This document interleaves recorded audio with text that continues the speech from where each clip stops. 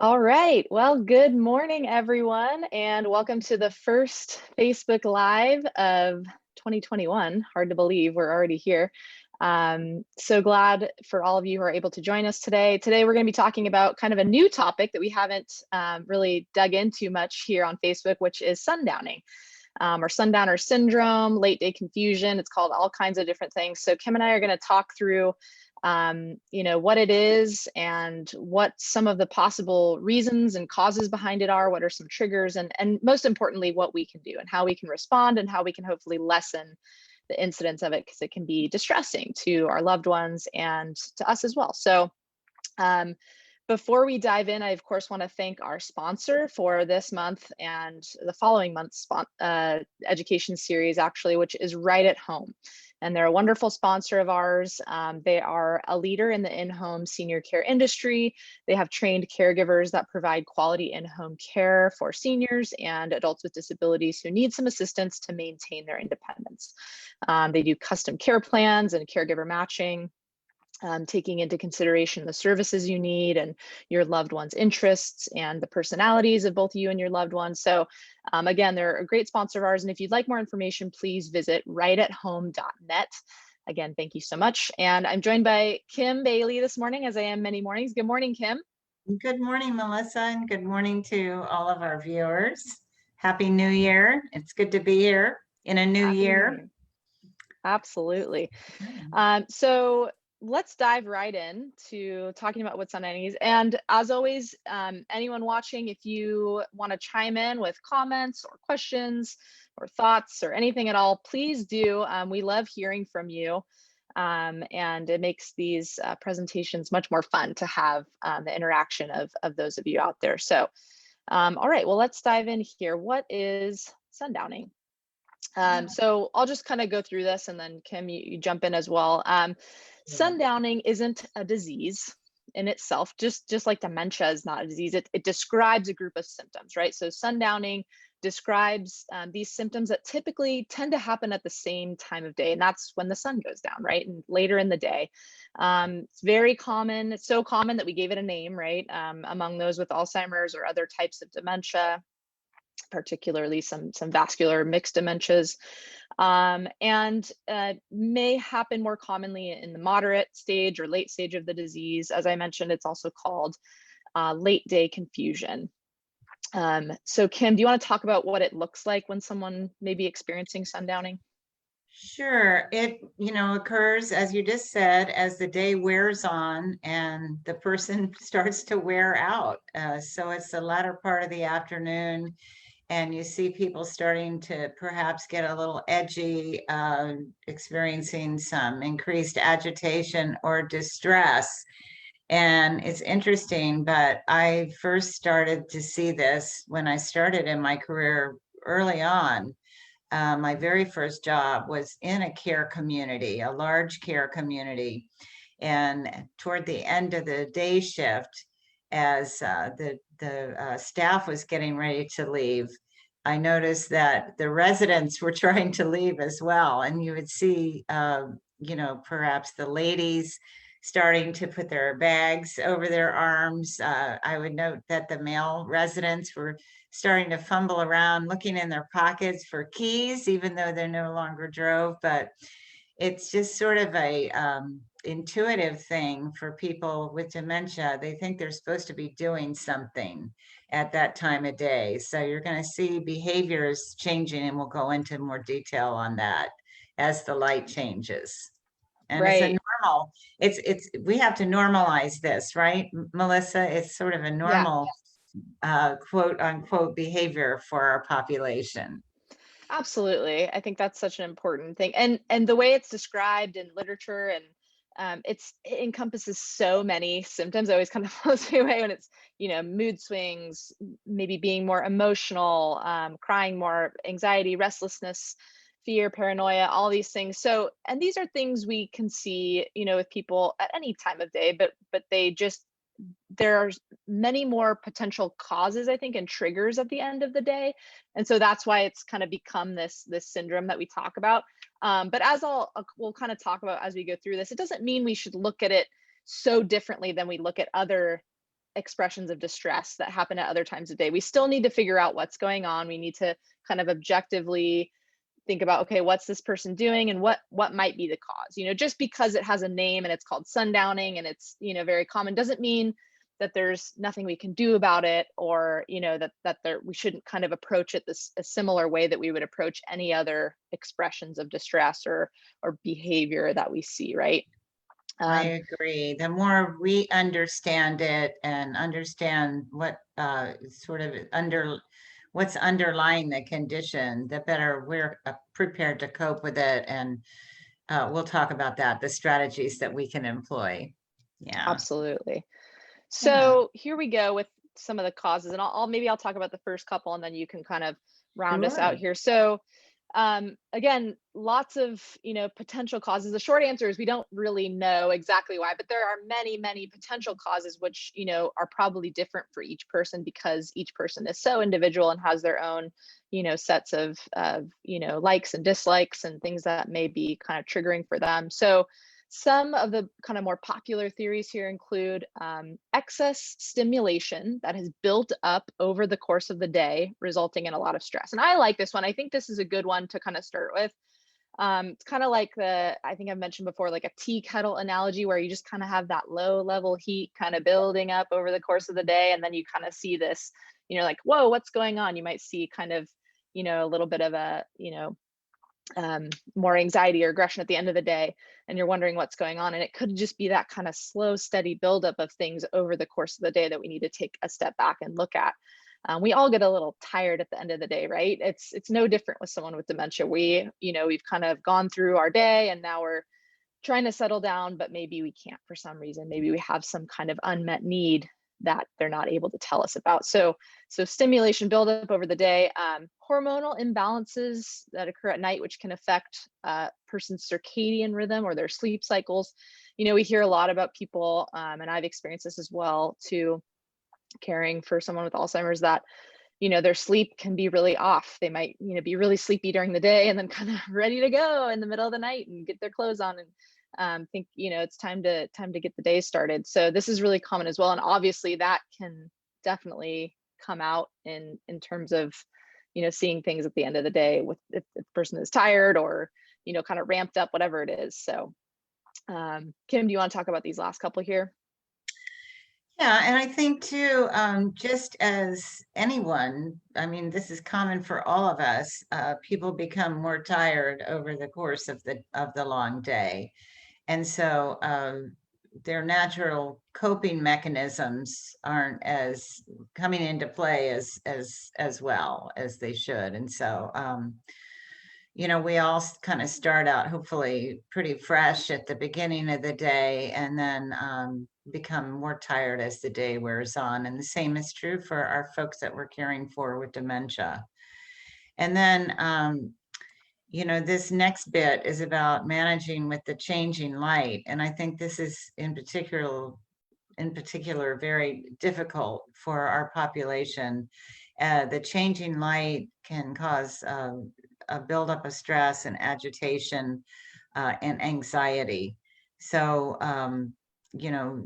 we'll talk about some strategies to help cope with that, because as the sun goes down and the sunlight disappears, you're going to see shadows that are cast across the landscape. And we know that our folks with dementia have visual spatial misperceptions.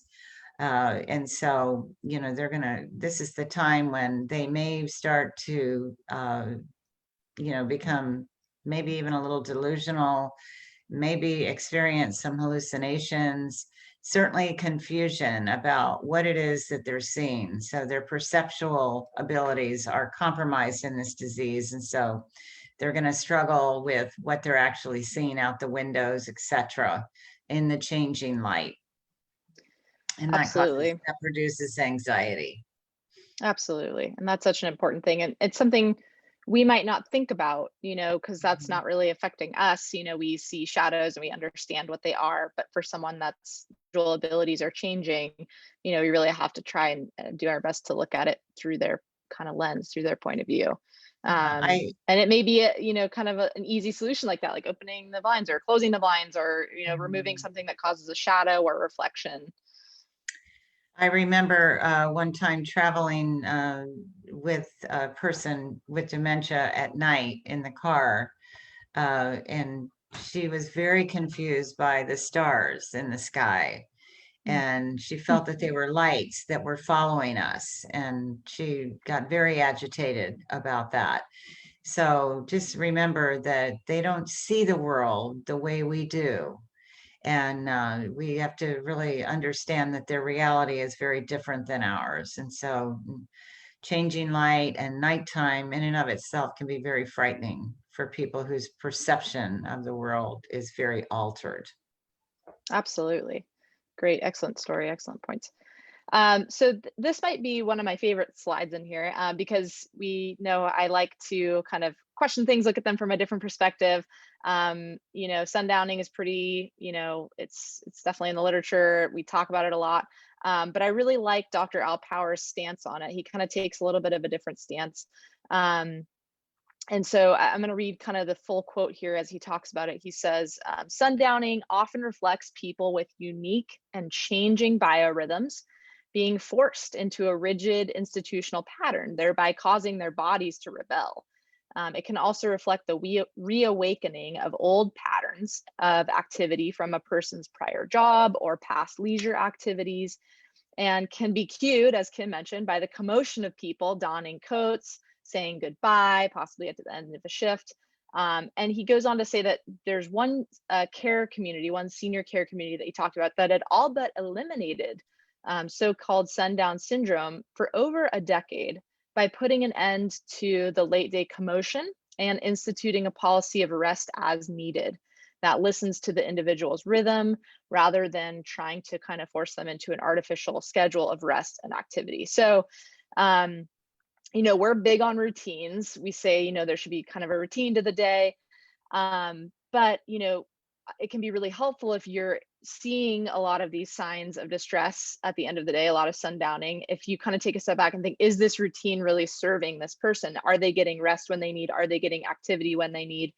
And obviously, it's not a perfect world. We have to plan around our needs as well as care partners and care communities. But it might help a great deal, all parties involved, the person and our stress levels as well, if we're able to, shift those routines in such a way that really serves that person. Are we able to kind of, not have them do this certain thing at this time of day if clearly it's causing them distress, or if they just want to rest, or if they need to go for a walk or whatever it is.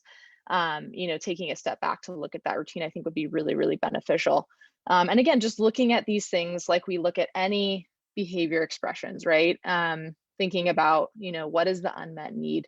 What might this person be trying to tell me through this expression, but they can't quite articulate it? Are they fearful? Are they upset? Are they lonely? Rather than just kind of saying, oh, it's just sundowning, or oh, it's just the dementia, really looking at behavior as communication, I think is the most important takeaway, no matter what kind of behavior expression that we're seeing. Dr. Power really gets it right, I Melissa. know. I quote him all the time, but he's Well, always spot on. well, and we're working mostly with home caregivers, but I just love the way he looks at life within the care facility setting, the care community, because it is their home. Yeah. And so it's incumbent upon workers and staff to remember that they're operating in the resident's home. And so they have to work around, some of these patterns and things. And certainly, like when I gave that example of staff leaving at 5, I mean, they shouldn't be leaving. They shouldn't be making an exodus during a time where they know that's going to just ramp up all the anxiety and all those feelings, Right. of their residents. So we need to, these are all examples of how we can step into the reality of the person with dementia rather than expecting them to step back into ours. So yeah, I just love Exactly. his thinking. Yeah, absolutely. Do you want to go through some of these environmental potential Sure. triggers? Sure. So whenever we talk about any behavioral expressions, we always say that they're trying to communicate with us. So whether you're seeing sundowning or other types of behavioral expressions, we have to sort of dig down and figure out, what's underneath all of this. And so it could be environmental, or it could be, some kind of emotional or physical problem. But let's start with environmental. So sometimes, as I said, when the lighting starts to change outside, maybe our lighting inside is too low or dim. And so we're unwittingly adding to the problem. So you can see from this image on the slide, this man is kind of hunched over and he's kind of looking around and he's having trouble really seeing what's going on. And so I know when I was a caregiver, this time of day was extremely problematic for the woman I cared for. And so I always made sure we had nice lighting going on. I would close the shades and I would turn warm lighting on so that there were no shadows in the room. And it really made it cozy. I wanted it to be cozy and feel good in there.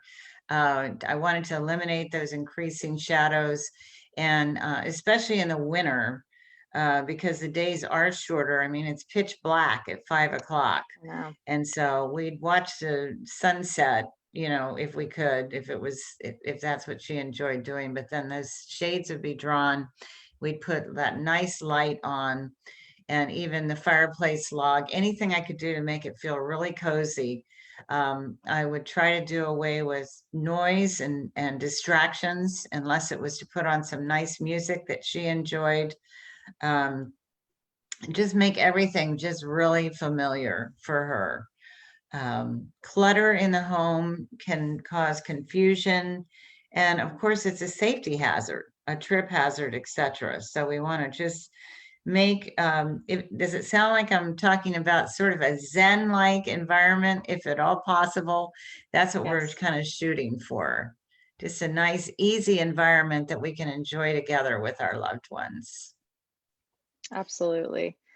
So along with the environmental stuff that we can kind of try to control, we also have, individual aspects, relating to that person that may be triggering. And so, some of those we've touched on earlier: fatigue from, just the activities of the day, or if they're sick and they have, excess fatigue or illness or an infection, or pain. I mean, pain can definitely, should always be looked at if it's a sudden change and it's very out of the norm for that person. That should always be, like a medical reason should always kind of be top of mind, and something that you should look to investigate, just to make sure, because again, they might not be able to tell you if they're experiencing pain.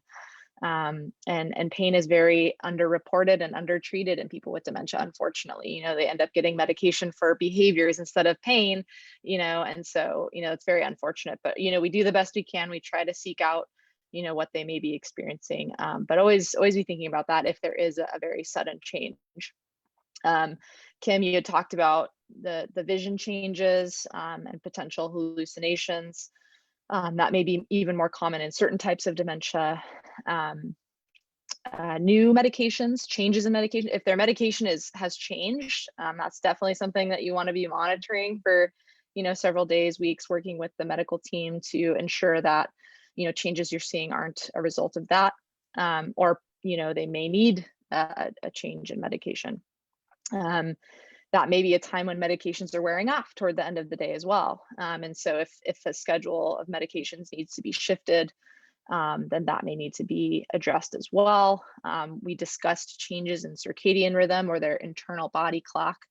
And we'll talk about some ways to kind of address this, whether it's kind of limiting napping later in the day, or limiting caffeine or alcohol.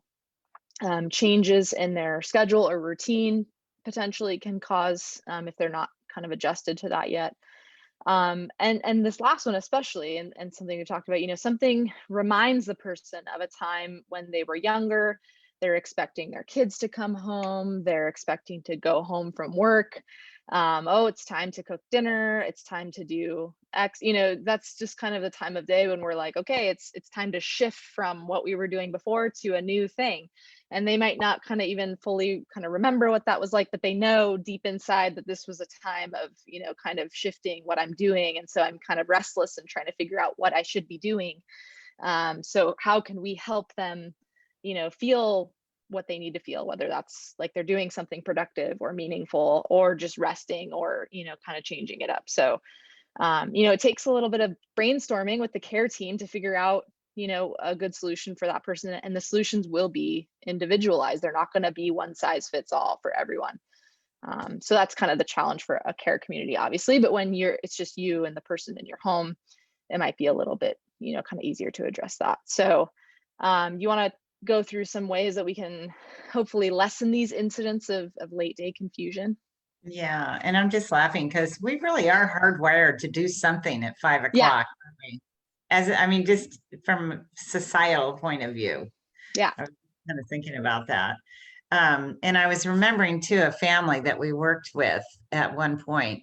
And this is just a reminder for everyone to adopt a person-centered approach because we talk about how occupation is really important to know what, to think back to what your loved one did in their lifetime, or to know if it's the care community, what your residents did, because we had one woman who just paced and paced and paced at 5 o'clock. And we found out that she was a nurse and she did her rounds at 5 o'clock. Oh, So it just sort of really makes sense sometimes when you see some of these behavioral expressions, they often map to their previous occupation. So absolutely. just wanted to throw that in there. But yeah, so I don't think, it says prevent sundowning. I don't really think we can prevent it. Agreed. But there's some workarounds, and again, like we said in the beginning, having us, it's important for us to have an understanding of why it happens and what triggers it. And the more we know, the better we're able to cope with it and maybe intervene a little bit. But just sort of knowing that it's kind of part and parcel of what people do, is what it's just, we have to have that understanding that it's just sort of what they do and to normalize it. But one of the things we can do is give them a lot of light therapy during the day, a lot of vitamin D, natural light, solar therapy to encourage nighttime sleepiness. Experts say that helps. And then in the late afternoon, as we were saying just a moment ago, try to turn down the noise, reduce background noise, and sort of have a calming, cooling down period, reduce stimulating activities, bring familiar items for comfort. This is in the home. This works well in the home, or if they're in a environment that's not so familiar to them. And again, you're going to be removing clutter. So just Yeah. kind of calming down the environment, quieting down the environment, maintaining those predictable routines and schedules. People with dementia really do respond well to structure around bedtime, waking, meals, activities, etc. And then if their biorhythms are changing, we have to bring in some flexibility to accommodate that. But do try to limit daytime napping, because we know then they're going to get off their routine and be up at night, as Melissa was saying earlier, which can be very problematic, not only for them, but for you, the caregiver. Limit caffeine and alcohol. You can just go to decaf Okay. and they won't notice. But I mean, it's really more about the ritual of coffee than it is the caffeine. So you don't have to take away their coffee, but you can just go to decaf. And you can also, if they're used to having like a happy hour in the late afternoon, you can substitute with mocktails, and still have the tradition, but without the alcohol. look for patterns. We've always said you have to be a private detective and sort of be observant. If there's anything that's making the symptoms better or worse over time. And then make sure you always keep that list, that short list that we talk about in so many of our talks, of those comforting activities that represent their favorite things, the things that kind of put them in that zone of contented involvement, things that involve foods, animals, people, whatever it may be that bring them pleasure and can distract them away from sundowning behavior. Absolutely. And I had to throw this one in there that we we mention a lot, and you've mentioned in this presentation as well. Since they are experiencing cognitive changes, we must adapt. And the distress we see, whether it's in the form of anxiety or aggression or whatever it is, we kind of label them as distress, which I like doing. And it's often the result of an unmet need. So how can we figure out what they need? And sometimes it might be easier than other times, but it's always worth the investigation, especially if it's something that's happening over and over and over again. If something is happening same time of day every day, it's worth taking a step back and saying, is there something I can do ahead of time to kind of hopefully lessen this, rather than just always reacting to it in the moment. We get really busy, and then all of a sudden it's kind of this little crisis situation that we're responding to. So we'll talk about how to respond in the case of it's kind of gotten to a head and gotten a little out of control, and how can we de-escalate that. Here's some ways that we'll talk about, but really the goal is to just not get there if we can.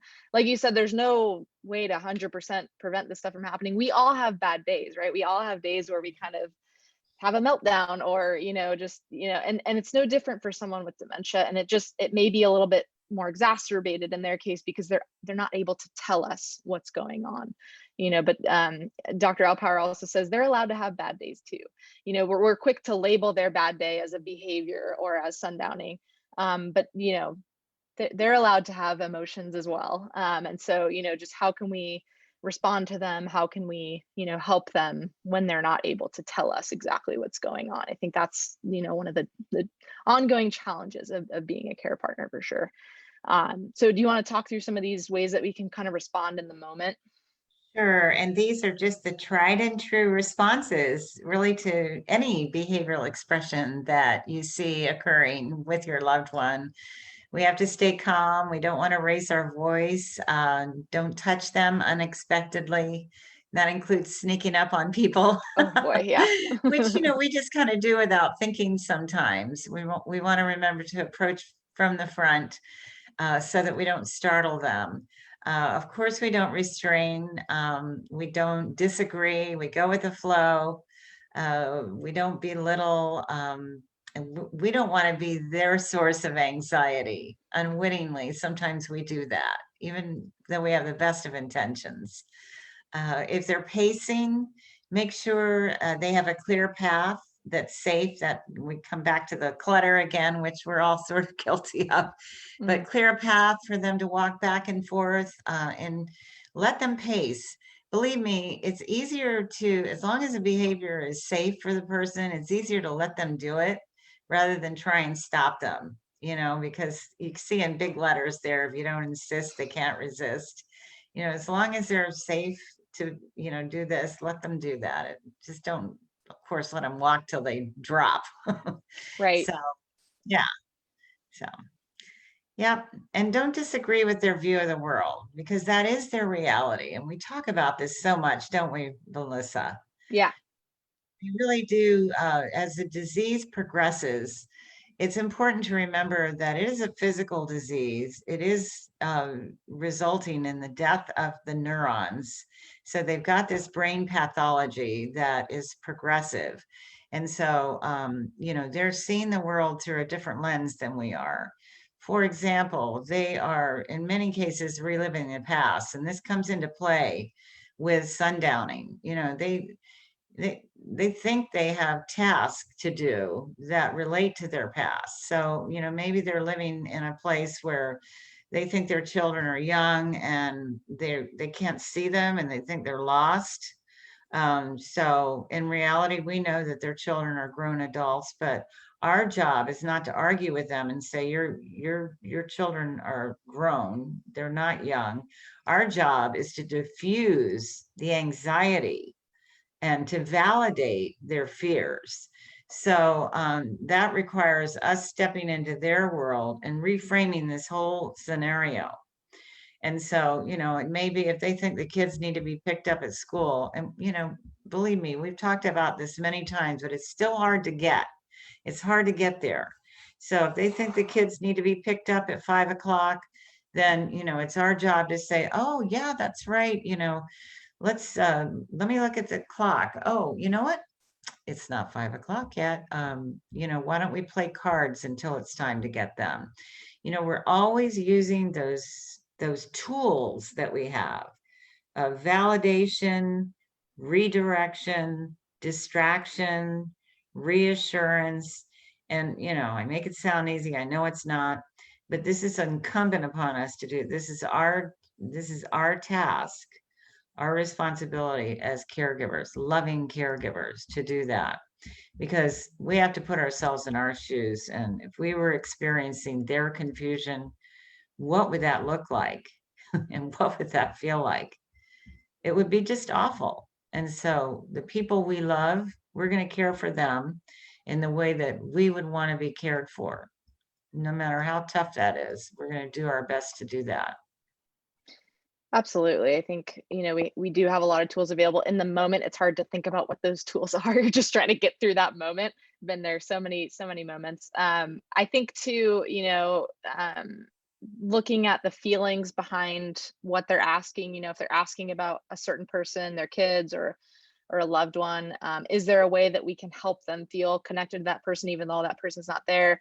Oh, it sounds like you're missing your kids. Tell me about, Mhm. tell me about Susie, or what do you wish you could do with her right now, or something. And sometimes that might help.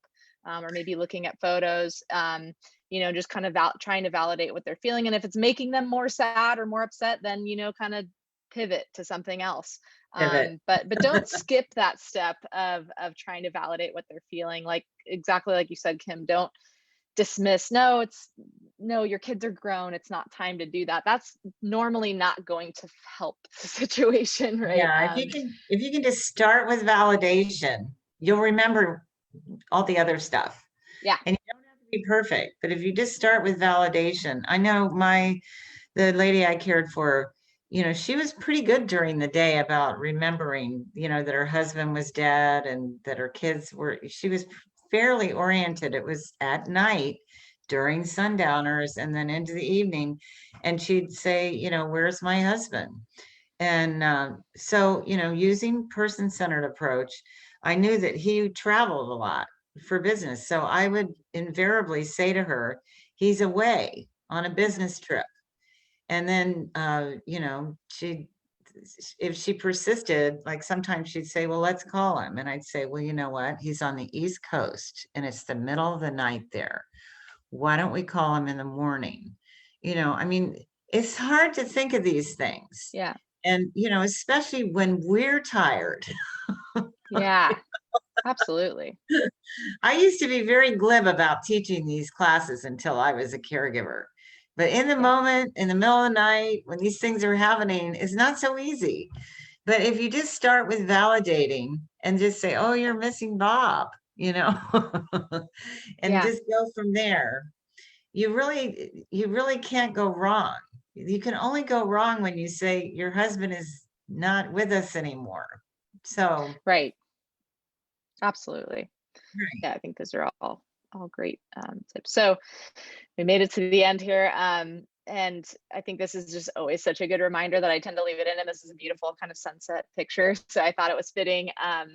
Take a breath. It takes only a second, especially when you're in that kind of crisis mode situation.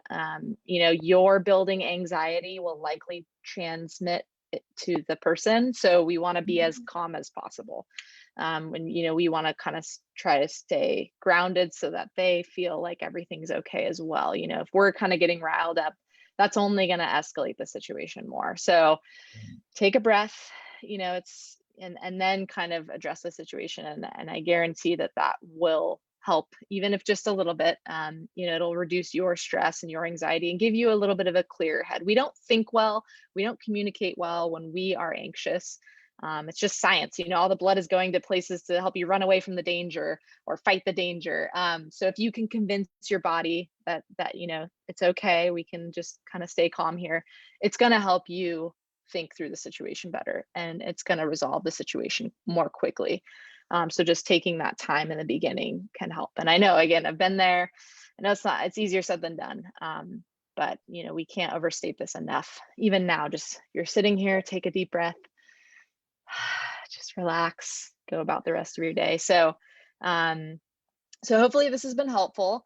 If there are other topics that you guys would like to hear about, please put them in the comments. Feel free anytime. And we're always looking for new things to, present on. We have lots and lots of classes coming up. We have a class starting tomorrow that's really fun. It's 4 weeks to a better memory. It's a wonderful class. It's just about brain health and just really fun kind of activities to kind of engage your brain and get your mind working better. And it is an evidence-based class on how to improve your memory. So come join us for that if you want. You can sign up on our website. For care partners out there, we have a series called Savvy Caregiver. It's a 3-week series. Really, really wonderful information. You meet other care partners in similar situations. It's on Zoom, so you can see each other and interact. And that's, I think, one of the best parts of the class, is just being able to meet other people and kind of like a built-in little support group, and you don't know how much you need that until you have it, until you talk to other people in that situation. I think it's really, really, really valuable. And we have a special communication workshop coming up on January 26th. That's going to be on Zoom as well. One of our speakers, Ben Allen, will be leading that. He's wonderful. So come join us. There's many more. These are just a few that I highlighted, but check out alzoc.org, and all our classes are there. I want to take one quick minute to mention our one of our community partners, Family Caregiver Resource Center. They provide services and support for family caregivers. They have information, care assessment, care planning. They have services in English, Spanish, and Vietnamese. They have respite planning. If you think you could use their services, please visit caregiveroc.org. And we're happy to be a community partner with them. And thank you again, Right at Home, for sponsoring this month and the next few months of these Facebook Live education sessions. We could not do it without your support. Our helpline is here. You're here with us on Facebook, so we exist on Facebook, but please always feel free to share the word with other families, friends. And again, I think our helpline is our best resource. Just give us a call if you need a information or a referral, or you just need someone to talk to. So you need to talk through a situation. Maybe it's about sundowning, maybe it's about something else. Just someone to listen to that understands, that gets it.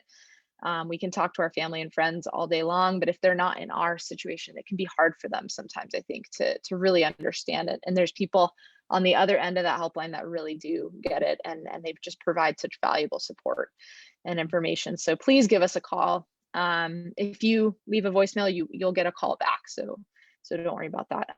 Kim, any final words? No, just as always, I want to thank our caregivers for the extraordinary job that you're doing. And it's always a pleasure to be here to spend some time with you. Thank you. Absolutely. All right, everyone, have a wonderful day, and we hope to see you again soon. Take care. Thank you.